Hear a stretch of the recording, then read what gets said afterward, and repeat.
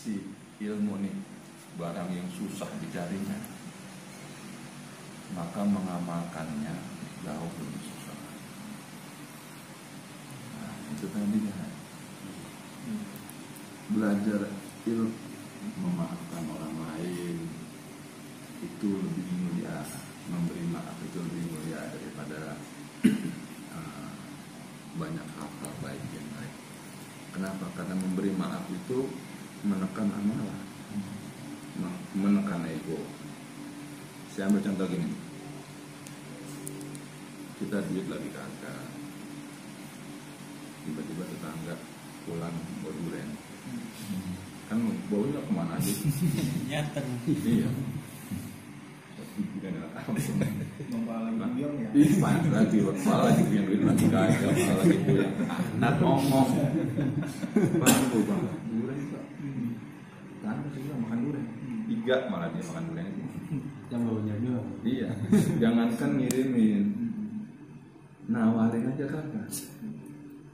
Udah begitu sampahnya, buang lah di depan itu rata.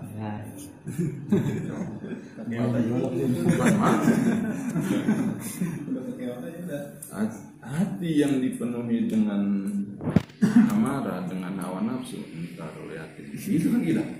Ancam memang. Iya, sekarang memang gitu kan lagi. Enak. Entar lagi pikiran gitu kan. Tuh, ini yang saya maksud. Bagaimana mengamalkan ilmu jauh lebih sulit daripada mencari ilmu. Nah, begitu kita punya duit, kita beli 4, kita makan 3, kita lakukan. Ini orang berilmu dan mengamalkan ilmu. Sebab kalau dia beli 4 kemudian dia makan, dia buang lagi sama ya? Sama nggak? Sama, cuman waktunya doang yang beda. Kata Allah sama loh, cuman waktunya doang yang beda. Nah itu yang dimaksud Rasulullah. Innama bu'istu liyutammima makarimal akhlaq. Innama itu adat hasar disebutnya. Artinya apa yang ada setelah kata innama ini adalah satu ringkasan. Jadi innama itu meringkas segala apa yang ada di kalimat sesudahnya. Bu'istu liutammima makarimal akhlaq kalau dimaknai dengan kata innama ini ringkasan dari terputusnya akun. Kalau kata Rasulullah, kalau mesti ku kasih tahu begitu batas tingginya ya. Kalau mesti ku kasih tahu nih kepada semua nih umat yang ada di dunia, ringkasan dari ajaran yang aku bawa ini kata Rasulullah adalah hanya untuk menyempurnakan akhlak. Sholat, puasa, zakat, haji, zikir, apalagi tadabbur, kholwah. Itu untuk kalau nggak berbuah akhlak ini sia-sia. Jadi sampai kemana nih akhlak? Qala Rasulullah sallallahu alaihi wasallam man fariha bidukhuli ramadana harramallahu jasadahu 'alan niran wa fi riwayatin ukhra harramallahu jasadahu 'alan nari. Wal ma'na war rasul alamu bi muradi. Telah bersabda Kangjeng Rasul Muhammad sallallahu alaihi wasallam, man fariha biduhuli ramadana, siapa saja hamba Allah yang bahagia dengan datangnya bulan suci Ramadan, harramallahu jasadahu 'alan nar wa fi riwayatin harramallahu jasadahu 'alan niran.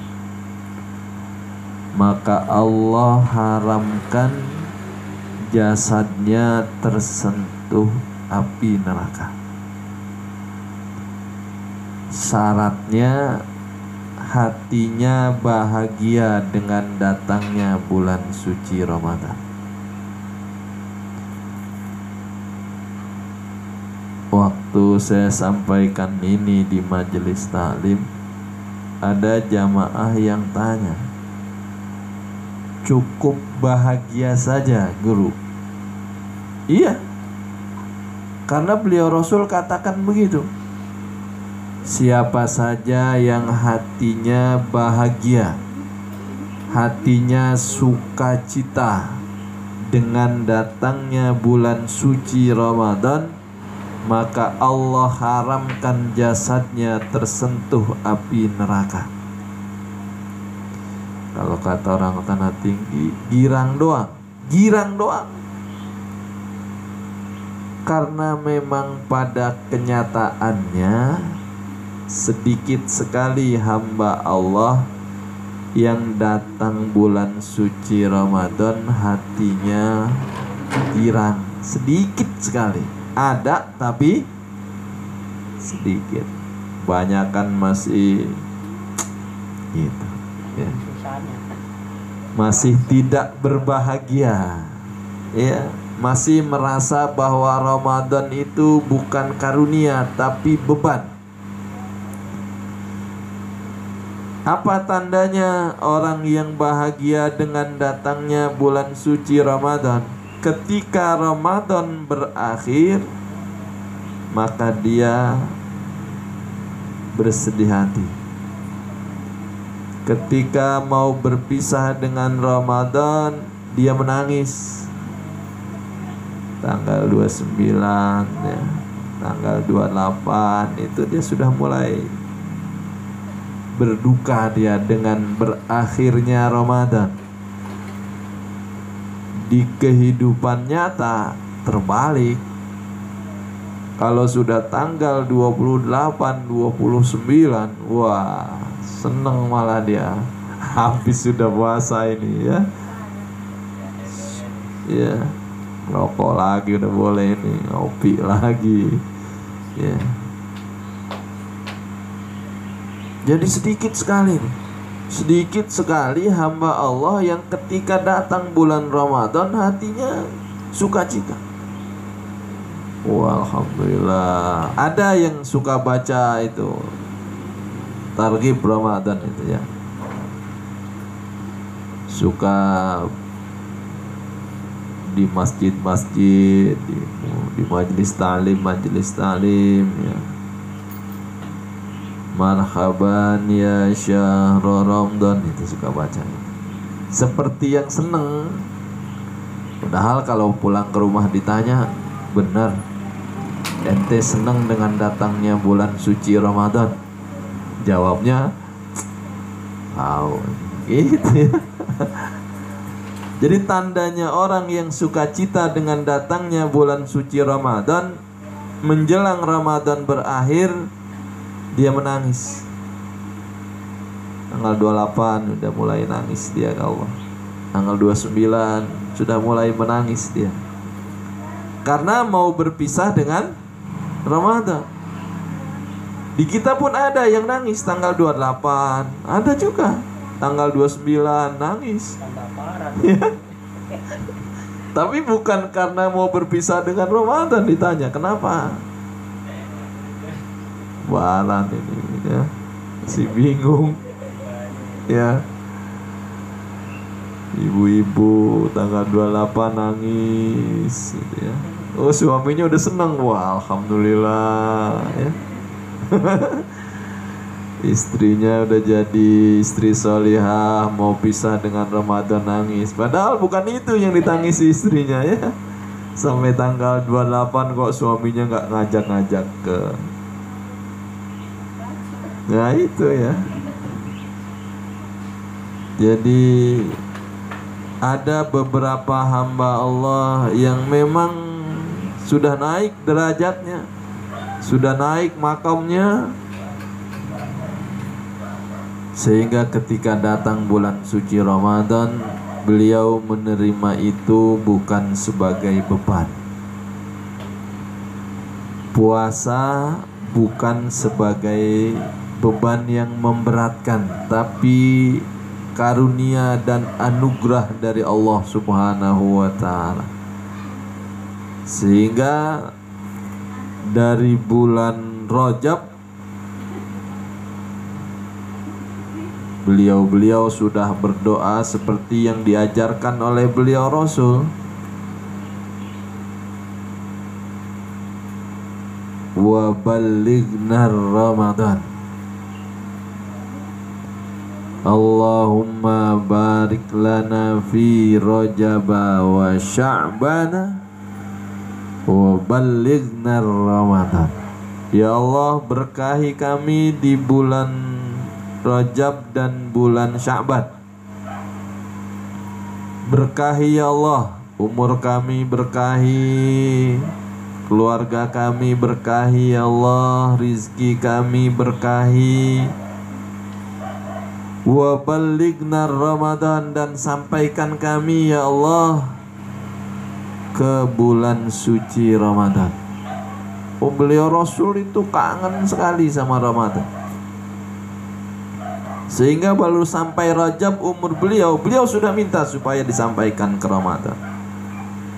Karena Ramadan itu sesuatu yang dirindukan oleh beliau Rasul, dirindukan oleh para sahabat, dirindukan oleh para tabi'in, dirindukan oleh para salafus saleh. Karena beliau menerima Ramadan sebagai karunia. Gak ada yang berubah dari kita.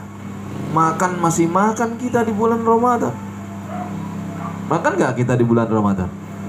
Makan. Cuma waktunya saja yang bergeser. Biasanya makan pagi, makan siang, mundur, maju jadi sahur. Biasanya makan sore, mundur jadi buka puasa. Gak ada yang berubah. Malah Ramadan menjadikan hamba-hamba Allah lebih sehat, karena perutnya istirahat. Coba kalau bukan Ramadan, ususnya capek itu. Ya, pagi-pagi sarapan udah kena tupat sayur itu. Nah, nasi uduk kerja, nanti siang makan, lambungnya, ususnya kerja lagi ya. Makanya Ramadan itu sarana untuk selain berbakti kepada Allah dengan beribadah, Ramadan adalah sarana untuk sedikit mengurangi kerja organ tubuh. Khusus diistirahatkan ketika siang ya. Supaya apa? Supaya sehat. Ramadan ini sarana yang diberikan Allah kepada hambanya agar menjadi hamba-hamba yang disiplin. Sahur ada batasnya. Ketika azan subuh, sahur habis. Orang gak boleh makan meskipun di rumahnya ada makanan.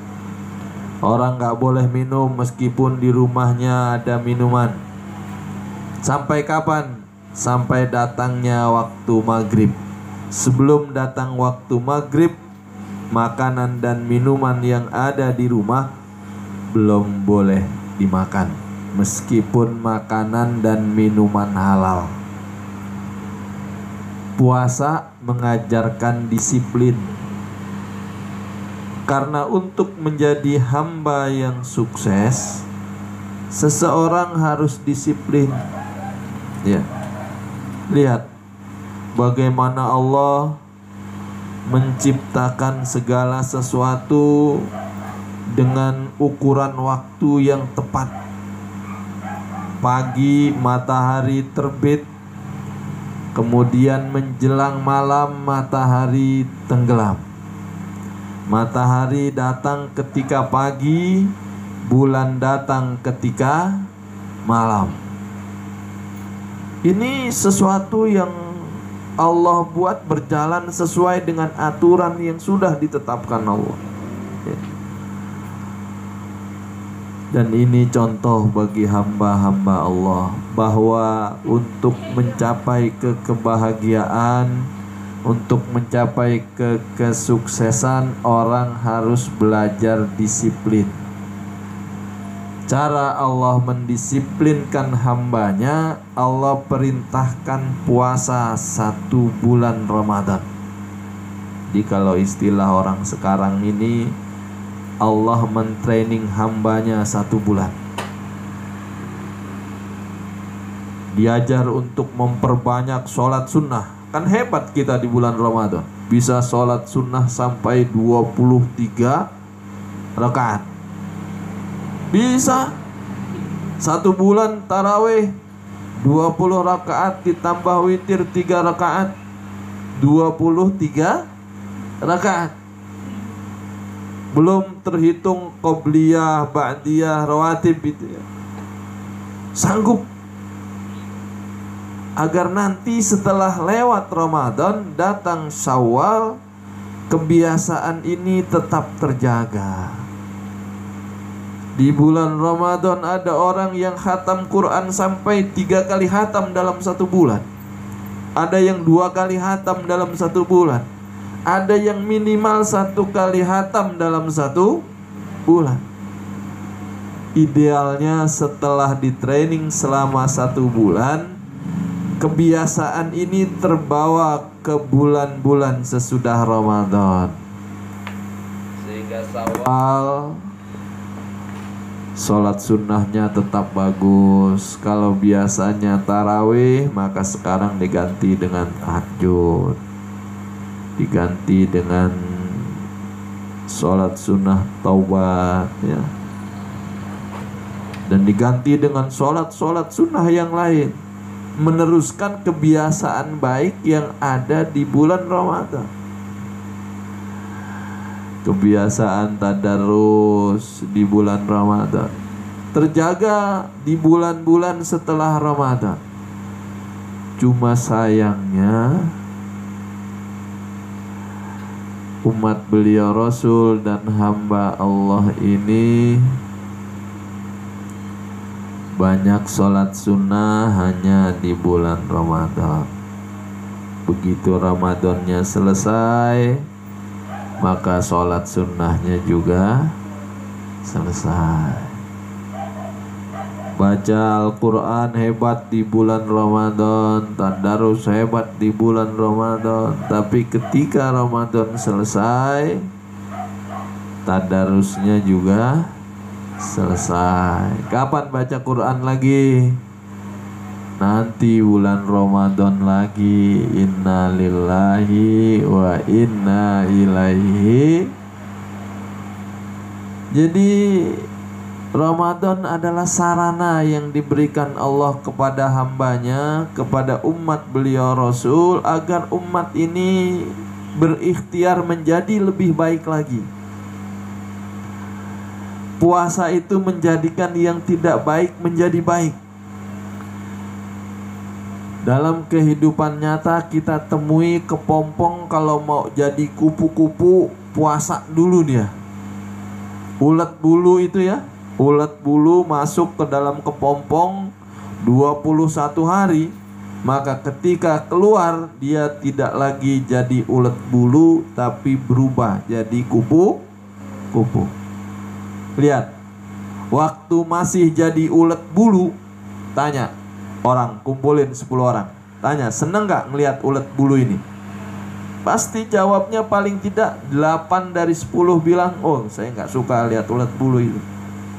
Tapi ketika ulet bulu ini masuk ke dalam kepompong kemudian berpuasa 21 hari, dan ketika keluar menjadi kupu-kupu, kumpulkan lagi orang yang 10 tadi, kemudian tanya, seneng gak ngelihat kupu-kupu? Maka insya Allah 8 dari 10 orang tadi yang mulanya tidak suka akan mengatakan suka. Ini pelajaran dari Allah bahwa puasa memperbaiki diri seseorang. Jadi kalau orang ingin anaknya menjadi baik, selain anaknya diperintah puasa, ibu dan bapaknya puasa. Ya Allah, mudah-mudahan dengan puasa hamba, anak-anak hamba menjadi anak-anak yang baik. Jadi ibu tuh puasa rajin, ya. Pernah terjadi di Indonesia ini ada santri yang kalau selesai ngaji kitab dia langsung hafal kitab itu. Sampai kiainya heran, kok ada manusia ini, ada anak sampai secerdas ini otaknya, seperti kaset. Begitu khatam kitab, anak ini hafal di luar kepala kitab itu. Khatam jurmiyah, hafal jurmiyahnya. Khatam imriti, hafal imritinya. Khatam alfiyah, hafal alfiyahnya. Khatam ukudul juman, hafal ukudul jumannya. Kiai bingung, kok ada anak sampai secerdas ini otaknya. Setiap kali khatam kitab, maka dia hafal di luar kepala. Ternyata setelah diperiksa, diteliti, subhanallah, ibu dari anak ini semenjak anak ini masuk ke pesantren, ibu ini tidak pernah berhenti berpuasa untuk anaknya. Oh ya. Jadi kalau ingin suami baik, puasain aja. Ya. Ini suami kerjanya marah melulu. Bentar-bentar marah, salah sedikit marah, puasain. Ada mertua rewel banget. Mertua rewel, ngasih jarang, ngomel sering. Gak usah macem-macem, puasain aja. Ya Allah, mudah-mudahan dengan puasa hamba ini anak menantu hamba jadi anak menantu yang baik. Ya Allah, mudah-mudahan dengan puasa hamba ini mertua hamba yang rewel menjadi mertua yang baik. Ya, jadi dengan berpuasa, memohon kepada Allah dengan beribadah seperti yang Allah ajarkan lewat kupu-kupu. Puasa menjadikan seseorang yang mulanya tidak baik menjadi baik dengan pertolongan Allah. Hadirin jamaah sekalian rahimakumullah. Sebentar lagi, kurang lebih 10 hari lagi Ramadan akan meninggalkan kita. Sambil kita tidak pernah tahu apakah umur yang tersisa masih menyampaikan kita kepada Ramadan yang berikutnya. Kita nggak pernah tahu. Karena ada hamba Allah yang pagi sehat, sore hari dia meninggal. Sore hari sehat, pagi hari dia meninggal. Kita tidak pernah tahu apakah setelah Ramadan yang sekarang masih ada kesempatan kita untuk bertemu dengan Ramadan yang akan datang. Karena umur, ajal bagian dari sesuatu yang dirahasiakan Allah. Oleh karenanya, mumpung ruh masih ada di dalam badan, ruh masih ada di dalam jasad, kesempatan masih diberikan oleh Allah Subhanahu wa ta'ala. Jaga Ramadan yang tersisa sebaik-baiknya. Jangan pernah kerjakan hal-hal yang menghancurkan pahala puasa kita. Kata beliau Rasul, di antara yang menghancurkan pahala puasa adalah berdusta, bohong, goroh. Lagi puasa goroh, lagi puasa bohong. Sah puasanya, gugur kewajibannya, tapi hilang pahalanya. Suami ditanya sama istrinya, masih punya uang mas? Mana, nggak ada sudah. Kan saya sudah kasih kemarin semua. Padahal masih ada yang dia simpan tanpa sepengetahuan istrinya. Maka pahala puasanya habis. Begitupun istri ketika ditanya suami, masih punya uang deh? Nggak ada, kan habis sudah. Padahal masih ada. Bohong dalam keadaan berpuasa menghancurkan pahala puasa. Kemudian yang menghancurkan pahala puasa, kata beliau Rasul, adalah ghibah, membicarakan aib orang. Makanya bulan puasa itu jangan ngobrol, usahakan. Ya, jangan apa? Jangan ngobrol. Ngobrol yang penting saja, ngomong yang penting saja. Kalau nggak penting nggak usah, diem aja. Falyaqul khairan aw liyasmut. Kalau ditanya orang, kenapa sih sampean kok jadi pendiam? Saya sedang puasa dan saya ingin puasa saya menjadi puasa yang baik, kata Allah dan Rasul. Sebab orang kalau sudah mulai ngobrol, nah, perempuan nih ngobrol, mulanya ngobrolnya baik, 5 menit ngobrolnya baik, 10 menit ngobrolnya baik, 15 menit ngobrolnya baik. Tapi begitu mendekati 20 menit, nah sudah mulai, ya. Akhirnya puasa yang dikerjakan hanya menggugurkan kewajiban saja, tapi di akhirat tidak ada upah yang diterima dari Allah Subhanahu wa ta'ala. Ini yang kata beliau Rasul, kam min shaimin laisa lahu min siyamihi illal ju' wal atas, wa kam min qaimin laisa lahu min qiyamihi illas sahar. Begitu banyak hamba Allah yang berpuasa tapi tidak mendapatkan apa-apa dari puasanya kecuali lapar dan haus saja. Dan begitu banyak hamba Allah yang berdiri untuk sholat tarawih tapi tidak mendapatkan apa-apa dari tarawihnya kecuali hanya lelah dan capek saja. Tarawihnya sambil gerendeng kalau kata orang Tanah Tinggi. Tarawihnya sambil apa namanya, ngedumel. Imam kok bener nih bacanya. Imam lama banget ini doanya gitu ya. Jadi lebih baik tarawih sendiri aja. Kalau kita tarawih bersama itu, kita berjamaah tarawih, kemungkinan hanya akan menjadikan tarawih kita hilang pahalanya. Dah, ajak anak kita tarawih. Dah, kamu tarawih sama bapak aja. Ya di rumah aja tarawihnya. Kalau tarawih di masjid jadi mendumel terus, ya. Jaga, karena kita yang harus jaga ibadah kita. Jangan sampai seperti yang diisyarahkan oleh beliau Rasul, puasanya dikerjakan, tarawihnya dikerjakan, tapi upahnya tidak diterima dari Allah Subhanahu wa ta'ala. Kemudian apalagi yang menghancurkan pahala puasa? Namimah. Kalau ada perempuan namanya Namimah, wah itu harus ditukar. Siapa bu namanya? Ibu Namimah. Nah, tukar itu ya. Kenapa? Karena Namimah itu punya makna mengadu domba. Bicara ke sana begini, bicara ke sini begitu. Tujuannya agar ini sama itu marah. Nah, ini menghilangkan pahala puasa. Dan yang satu lagi, yang terakhir, menurut sebahagian ulama, wan nazru bisyahawat, memandang dengan syahwat, memandang laki-laki kalau perempuan, atau memandang perempuan kalau laki-laki, ya.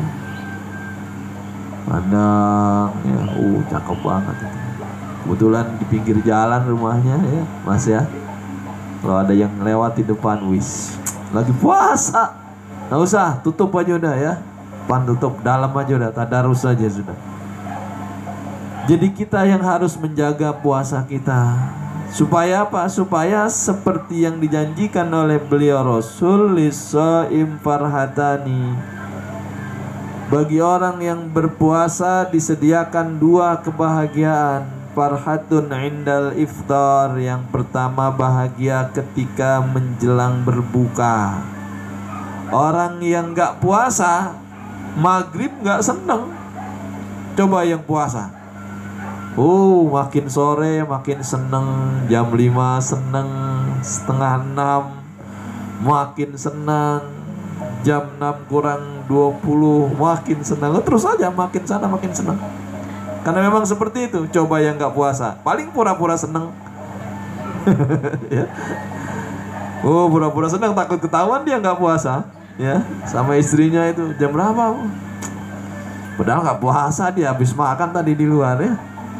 Cuma takut kelihatan nggak puasa, jadi dia pura-pura Itu memang sesuatu yang sudah Allah berikan kepada hambanya. Kemudian yang kedua, wa farhatun inda liqa'i rabbih. Orang yang berpuasa itu akan sukacita ketika nanti dia bertemu dengan Allah Tuhannya. Ketika bertemu dengan Allah, Allah katakan, wahai hambaku, masuklah engkau ke dalam surgaku lewat pintu yang khusus.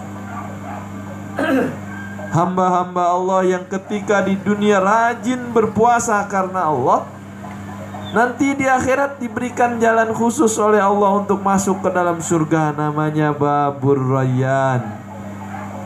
Pintu Rayyan. Pintu Rayyan ini adalah pintu yang khusus diberikan Allah kepada hambanya yang ketika di dunia ahli berpuasa. Sukacita ketika berpuasa, ketika bertemu dengan Allah, Allah beri dia kebahagiaan dengan masuk ke dalam surganya Allah, nggak ngantri, ya. Kan kalau pintu gerbang yang umum ngantri itu, ya. Tapi orang-orang hamba-hamba Allah yang ketika di dunia rajin berpuasa, ikhlas berpuasa, sukacita ketika dia berpuasa, saat dia bertemu dengan Allah, Allah bahagiakan. Allah perintahkan, masuklah engkau ke dalam surgaku lewat pintu yang khusus, lewat Babur Rayyan.